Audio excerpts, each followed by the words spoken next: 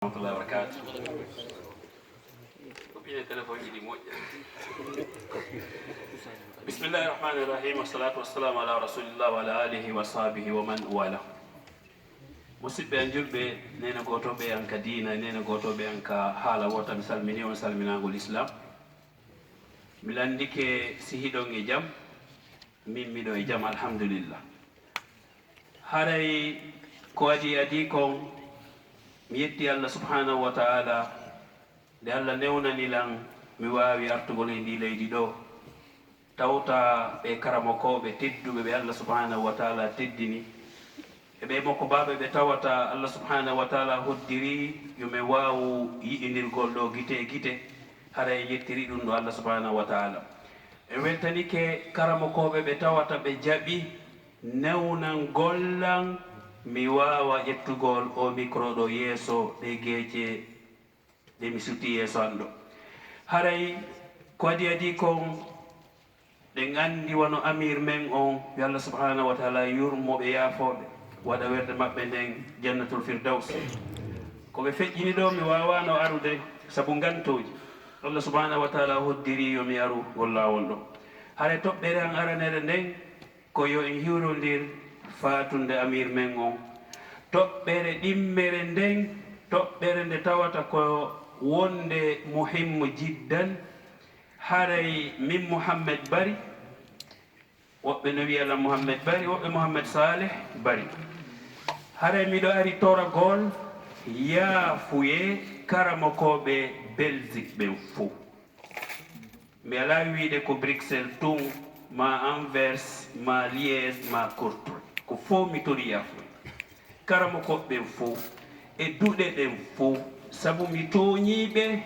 mi yuwike ɓe mi wowli konguɗi ɗi tawata mi fotano ɗi haalude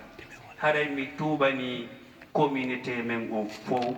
ha hewta karamokoɓe ɓen fo mi torike ɓe ɓe yafarolan lillahi wa fillah sabu ko banu adama fajjata nelaɗo maki sallllahu alayhi wa alihi wa sallam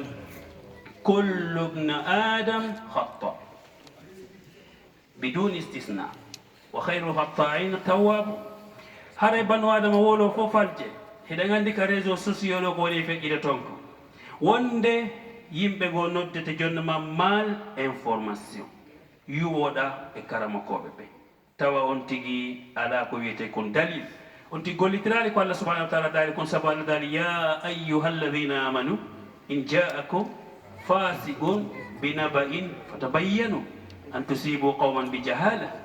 fatusbihu ala ma fa'altum nadimin ɗum ɗo min mi yani e on aya fatusbihu ala ma fa'altum nadimin haɗa miɗo tori on yafala lillahi wa fillah sabu ande komi ɓiɗɗo woɓɓe e mon ga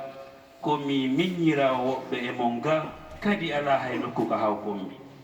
min kadi mi ala ɓurimo haɗa miɗo tori on yafala lillahi wa fillah haɗa mi seydini Allah subhanahu wa ta'ala ko ko feƴƴi wattata inchallah ma dama hila wondi e haqqille anden mi torike amir men on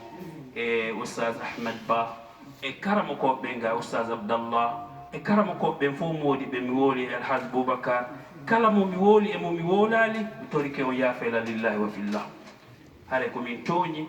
haɗa kadi lan tori Allah subhanahu wa ta'ala ɗum ɗo hara wattali hakkudeji men wawen wonde no wontirnoɗen lawno no Allah daaliri noon wa'tasimu bihablillahi jami'an wala tafarraqu haɗa ko non woni ko addimi ga ko ɗum noon mi tori o haɗa ko andingol page on mahen ka ngesa min e karamokoɓe am ɓen Belgique fof gila hande mi wonti nene goto baba goto hono mi wonirno no e duɗe ɗen fof e kala yiɓɓe an e ayɓe an en fof e woni nene goto baba goto ko ɗum ɗo mi tori Allah yo yaafolan yaforɗomi lillahi wa fillah haɗa assalamu aleykum wa rahmatullahi wa barakatuh. وعليكم السلام ورحمة الله تعالى وبركاته. الله أكبر الله أكبر الله أكبر الله أكبر الله أكبر. hara e hiɗen andi ɗum ɗo no jeeya ka diina e goɗɗo si o andi o tooñi o towni to o atton hakke kono yewtere nden nde museɗa o deppito e hoore ko tooñi kon o ronka ruttade fe Allah subhanahu wa ta'ala mbiɗo tori Allah subhanahu wa ta'ala yo Allah faami en ɗum ɗo yo Allah subhanahu wa ta'ala faamiɓe kamɓe tigi koɓe yewti kon ɓe gollitira ɗum ɗon ɓe huula Allah wona nelaɗo sallah sallam aki noon ha ɓe foppu maɓɓe sahabaɓe ɓe fopp ɓe reesimi ko wiyete kulol Allah seydna ali addi ɗi nayi ƴette goto pet alkhawfu min al jalil hulugol Allah kene gundo woni ko en tout cas Facebook ma woni ko en tout cas samburu ma woni ko min tum haray hulen Allah kene gundo mi ala addude heddiɗi ɗin yallah subhanahu wa ta'ala faami en enen ɗo fof en wawata jabade ɗo hande hiɗe mari amir hiɗe mari mawɓe Belgique ko ɓeyɗi ɗo pette wawi jabade e ɓe si ɓe jaabike haray koyen andu ko ɗum wiyete ta'atal amir haray koye ɗofta amir men on ɗoftode kadi mawɓe men barakallahu fikum mi watta e sokeji amir men on woda koɓe jaabi e ko ɓeɗo maki on assalamu aleykum wa rahmatullahi taala wa barakatuh. Waaleykum assalam wa rahmatullahi wa barakatuh. Haray en weltaniki Allah subhanahu wa ta'ala en jarni Oustaz Mamadou Salihou Bari kontiraɓe en Espagne heɓugol o courage ɗo waɗi ɗo wiyete konngol ɗum ɗo wiyete gorko gorko ko hombo accu seytane foole bonna ha gayna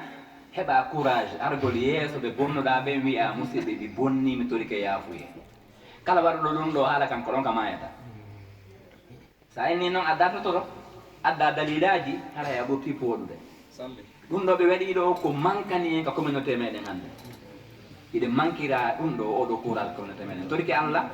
si Allah onon waɗen en fof wawa ɓe wadde ɗum ɗo bonnugol ha gayna tuuba wutto musidɓe maɓe yafotoma ɓen maɓɓe nden deeƴa ɓalli ɗin ɓuuɓa Allah kadi waɗi en seede wa kuntum shuhada ka ɗen andi a yaw enen ɗo sen juuli e fure en toriki Allah yo Allah yaafomo Allah ko ɗum wi o yaaforaymo saabu ko toriɗen kon yaafoye musidɗo meɗen on awa ɓeɗo ɓe waɗi ɗo golle molanaɗe jalil wakkilagol suusa ara wi a bonni toro yaafoye hey wata goɗɗo e honno wiyete tiiɗin fiihimo falji par ce que ko ndeñinde Allah innuma al insanu ko allazi yansa ka sa yeggiti tun ara yeɓere waɗi kono wakkilo heɓa courage on musidɗo mi bonnima mi tuubi mi tori ko yaafola o yaafoto haray en weltanike ɓe en jarniɓe en tori jama o yoɓe ñembin ɗum ɗo ko gorgu ni gorgu molanandu wallahi haray ɗo o miɗo faala wattude micro on e juuɗe goto e karmakoɓe en Belgique ɗo haray namin tu woni nder ɗo Oustad Abdallah no ga Alaji Ousmane no ɗo mi anda komo maɓɓe ɓe haɗa kamɓe ɓe mari koɓe ɓeyda on andi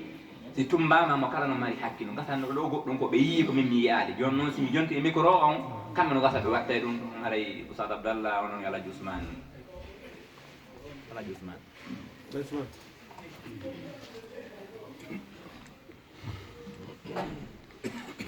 أيوة أعوذ بالله السميع العليم أعوذ بالله السميع العليم من الشيطان الرجيم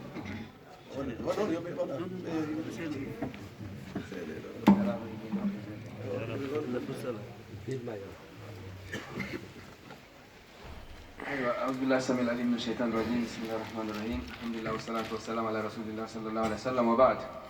haray en yetti jomiraɗo subhanahu wa taala omo handuɗo yettede en duwani ko nelaɗo makko o Muhammad sallllahu alayhi wa sallam ɓawa ɗum en salmini mbattu julɓe ko seeni ɗo kom fof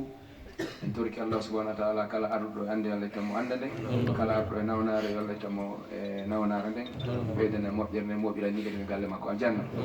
haray wattugol ka amir on watti ɗon ha ka makko baɓe luttuɓe fof watti ɗon haray ko weltanagol ɓaawa ɓe weltaniki Allah nelaɗo makko on fof weltaniki o jama seeniɓe ɗo fof ɓe weltaniki kadi Oustaz Mamadou Salihou Bari e toriki Allah subhanahu wa taala yo Allah subhanahu wa taala taw hara weltike ɓuuri enen ko weltiɗen kon yo Allah jaɓanɓe tuubuɓe maɓɓe ɓuuri enen ko jaɓuɗen kon si Allah subhanahu wa taala jaɓaniɓe haray enen koye ko lutti kon ko wattugol e ko Allah jaɓi kon en toriki Allah subhanahu wa taala Allah yaafo en yaafo haray feƴƴa ko jaman fof yewti kon si neɗɗo falji Allah subhanahu wa taala o wi wondema hayso baggatuji men foti e maayo ngon ko wiyen wala taqnatu min rahmatillah inna la yaghfiru dhunuba jamia o wi hayso bakkatuji ko ɗi mawni o Allah subhanahu wa taala wi sen torike mo yaafo en o yaafude joni noon si hakkude men e Allah enen hiɗen bonnude ñande o e yiɗen mantora Allah e piiho toujours koye wonde wadde yejjiden bakkatuji men koni ƴawde dow toon si goɗɗo falji e meɗen nde wotere tawata ɗum ɗo woni yejjitata haray ha joni en andali ko wiyete kon e neɗɗo dal ko wiyete kon insaniya karama gojo goto ino woowi yahude Sierra Leone wowɗo wallitade fi juulirɗe darnugol juulirɗe toon ñandegol mo sifanno men issa ko heeɓi ɓe yeehi e nokku goo e marɓe ko wiyete sarwa marɓe usine ji joguiɓe kaalisi ɓe inni meɗen ari toranagol miskinaɓe leydi kariri meɗen faala ya wallu men ɓe ñande ɓe hollidira e hoorejo direct tawi o neɗɗo tigi tigi on hakkille makko he natele ma ɗum ɗo wonno ko miijagol est ce que kanko koɓe jogii ko wawa ɓeydade o ko honɗum o waɗi o tuttumo o tutti on karamogojo arnoɗo landagol wo on tuma karamogojo on waɗi ni jungo ngon mooli tuutaɓe ɓen ha gayni ka yeeso fof o inni wala ɗum ɗo ko fi am min jeeyi komin jeeyi ɗum ɗo joni addu noon fi ko miskinaɓe Allah ɓen kon addu noon fi ko miskinaɓe Allah kon ɗum ɗo ko min tun jeeyi o yiltiti o yehi o yiiɗo e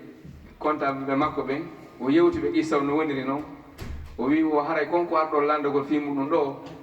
simi jonni o mi inni ko ɗum ɗo no gasa yonoyta joni yeetelan ko honto juule ɗen e darnete e ni leydi gaariɗe e ko miskinaɓe homɓe marɗon waɗanteɓe wo kanko tigi o déplacé o ƴetti eɓe gollitata ɓen ɓe yehi ɓe darno e nden juulirɗe ɓe ƴetti kalisi ɓe waɗani ɓen yimɓe miskinaɓe ɓe waɗatno kanmo ko joom inni wo simi jaɓano ɗe tutaɗe ɗa est ce que ɓeɗo heɓayno ɗum ɗo heɓatano donc hara en torki Allah subahana taala yo Allah yaafo mi ala jutinde yewtere nde en torki Allah subahana taala kaɓe tuuɓi ɗon ɓe rutti Allah subahana taala ko Allah ɓe tuubani enen koye bani adama en falje hara faljere koɓe falji kon en toriki en wattike maɓɓe en yaafu en torike yaafu e kala kadi faljanoɗo e muɗum e kala kadi ƴettunoɗo yewtere jonni ɓe tawi hina ɗum ɗo hannuno jonnude ɓen toriki Allah subahana taala yo Allah ittuɓen no hakkudeji meɗen yo Allah sansu ɓen ɗon watta ɓe yimɓe moƴƴa jonnaɓe ko moƴƴi kon ɓay kamɓe tigi ɓe yettiki Allah wi si tawi a addanama hunde andi ko Allah wi ali kadi ko hefere ɓe gandata koye ko ya ayyuhallazina amanu in ja'akum ka koye gomɗiɓe ɓen Allah wi si fasikum on addi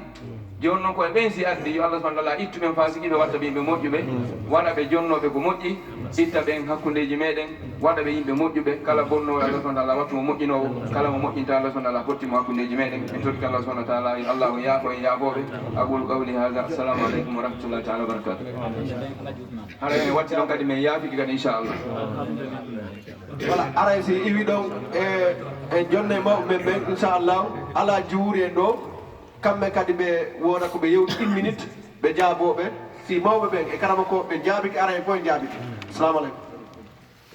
hara amiron maki en andidi kadi fi koɓe seeni kadi fi hirondigol fa toon en hara enen e yarlike kamɓe kadi en torki ɓe yarlo yo Allah inno yaafoɓe yaafano en amiru meɗen Allah tawre kadi woni toon ɓuuri moƴƴande ɓe kaɓe wonno gaade yo Allah waɗanɓe gabaron jardin e jardin ji aljanna ene kadi yo yaafo so ƴettita en hara ɓe yamiri on kadi yarlagol meɗen andi onon kadi haray e sunnude nden heɓuno on tonde ko woni hade Allah hoddirali en wawa tindude gaade kadi ɓe yamiri on onon eɓe wonno ɗon to fof en e ɓenguri mo hoore ko yarlo meɗen ɓe yarlike assalamu aleykum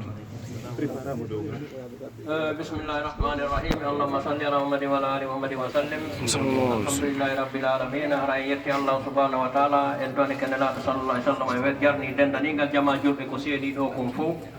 haray ɗo tigi tigi on en mara ɗo ko yewten ko ɗuuɗi ko hina hiɗen wi'a kawes e alhaji mamadou salihu bari kawes maɓɓe ɓe waɗi ko wiyete kon gorko tigi tigi tigi siɗa ɗaɓɓude gorko yeɗɗuɗo ko jogiiɗo sifa oɗo ɗen iman ɗum ɗo ɗen wallahi haray ɓe waɗi ɗo ɗen lowre molanade moode enen ɗo fof ƴette exemple e hoore maɓɓe e fii golleji meɗen ɗin sabuna hande enen ɗo fof may muɗum si no woduno nanɗoɓe ka réseau sociaux ma ɗum tawnoɗo no andi histoire on no feƴƴiri no hande enen ɗo fof hay goto walidantaɓe e mone